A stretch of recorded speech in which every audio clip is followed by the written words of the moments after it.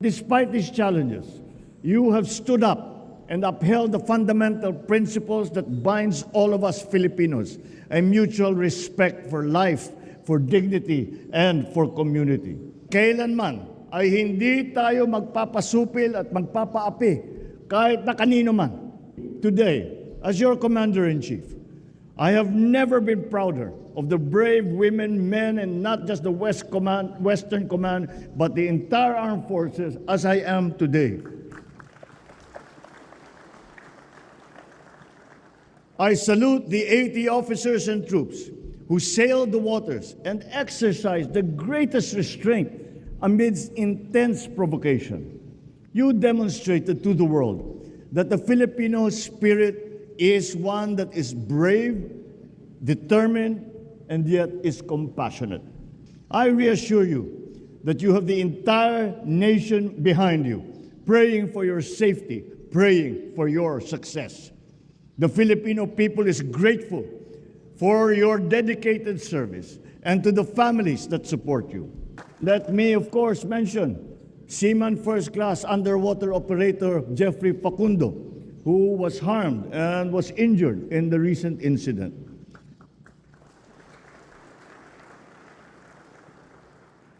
So as we award these medals, we remember that on June the 17th, we made a conscious and deliberate choice to remain in the path of peace. The government will continue to provide all your needs and look after your welfare and your family's welfare.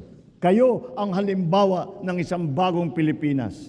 Kayo ay isa sa aming inspirasyon para lalo pang pagbutihin ang aming sinumpang tungkulin.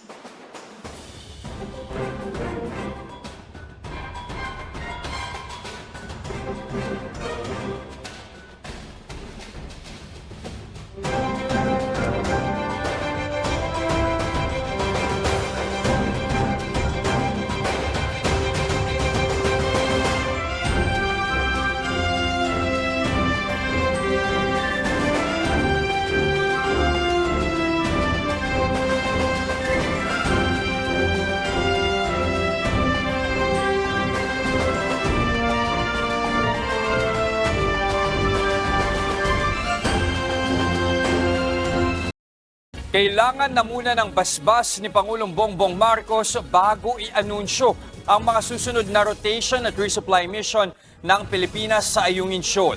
Sinigundahan naman ng Philippine Coast Guard ang sinabi ng Malacanang na hindi maituturing na armed attack ang pinakahuling panghaharas ng China.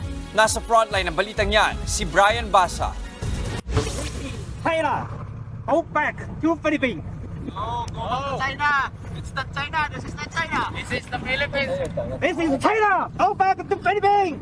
Sa kabila ng konfrontasyong yan ng mga tauhan ng China Coast Guard at ng Philippine Navy sa Ayungin Shoal noong Lunes, kung saan inararo ng China ang mga barko natin, nanutok ang mga Chino ng palakol at kutsilyo, binutas ang isa nating rubber boat at naputulan pa ng daliri ang isang sundalong Pinoy. Magpapatuloy pa rin daw ang mga katulad na routine at resupply mission para sa nakasadsad na BRP Sierra Madre sa Ayungin Shoal batay sa rekomendasyon ng National Maritime Council. Pero ayon kay Philippine Coast Guard spokesperson for the West Philippine Sea, Commodore J. Tariela, kailangan munang aprubahan ni Pangulong Bongbong Marcos ang mga susunod na misyon bago ito i-anunsyo sa publiko. The policy recommendation that was mentioned by the Executive Secretary being the chair of the National Maritime Council is that we will be announcing the routine resupply operation is subject to the approval of our President. Sinabi kahapon ng Malacanang na baka misunderstanding o aksidente lang ang pinakahuling girian ng Pilipinas at China sa Ayungin Shoal. Ayon kay Executive Secretary Lucas Bersamin, hindi ito maituturing na armed attack. Sinigundahan din yan ni Tariela. Let me also emphasize, although we would like to emphasize na ito ay isang harangan lang ng resupply operation. But there is no reason na i-interpret natin ito na this is an armed attack dahil ang intention lamang naman ng China dito is to prevent the resupply from being successful. Wala naman talagang intensyon na sabihin nating harapan na makipagsakitan or gamitin yung axe, kutsilyo para makipagbuno sa ating mga kasundaluhan. No? Para rin sa isang maritime expert, hindi ito maituturing na act of war. Not every unlawful act of a state is necessarily what we call a casus belli, no, or an act of war. These are not yet enough to be considered as an armed attack that warrants the engagement in self-defense or the right of self-defense. Para naman sa isang mambabatas, tila lumamya ang ating gobyerno sa pagtugon sa mga panghaharas ng China. Tingin ko parang very soft ang approach natin dito. No? Kailangan talaga natin nung mas matapang na stand, mas matapang na move dito. Pero yung ginawa nilang aggressiveness na yun, attack na yun sa atin, ano? Parang naghahamon na sila ng, kumbaga, parang naghahamon na sila ng gera. Mga kutsilyo, yung mga ano, papatay yan eh. Di ba? May intention talagang kill. Paglilinaw naman ni Tariela, hindi ibig sabihin ito na palalampasin lang ng ating pamahalaan ang ginawa ng China. The national government still condemns those barbaric, inhumane, and illegal actions of the Chinese Coast Guard. Pero hindi pa rin daw ito sapat na dahilan para humingi tayo ng tulong sa ibang bansa o pairalin ang Mutual Defense Treaty natin sa Amerika. Nagbabalita mula Sa una-unahang pagkakataon, nagpaunlak ng panayam si Vice President Sara Duterte matapos siyang magbitiw sa gabinete bilang Education Secretary. At nakatutok si Marisol Abduraman, exclusive. Nag-enjoy daw sa panunood si Vice President Sara Duterte sa championship game ng basketball bilang bahagi ng pagdiriwang ng Duo Festival sa Davao City. Pagkatapos ng laro, nagpaunlak din siya ng selfie sa mga player. Ito ang unang public appearance ng Vice President simula nang i-anunsyo niya ang kanyang pagbibitiw bilang kalihim ng DepEd noong nakaraang linggo. Sa ngayon, tuloy-tuloy raw ang kanyang trabaho habang wala pa siyang kapalit.